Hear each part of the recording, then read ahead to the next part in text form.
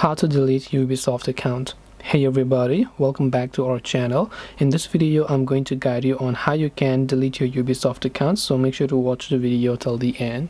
If you want to delete Ubisoft account, go to ubisoft.com and log into the account that you want to delete.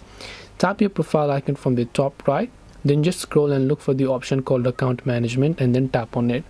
Once you go to the account management option, you're going to see this type of interface over here, right?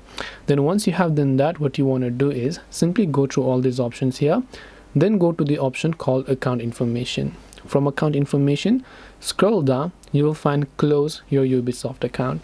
So just tap the close option here, then all you have to do is simply verify it, then just tap on the close your account button and your Ubisoft account will get successfully deleted. This way you should be able to close your Ubisoft account or delete it. Hope this video was helpful. If you have got any more questions, feel free to leave them down below.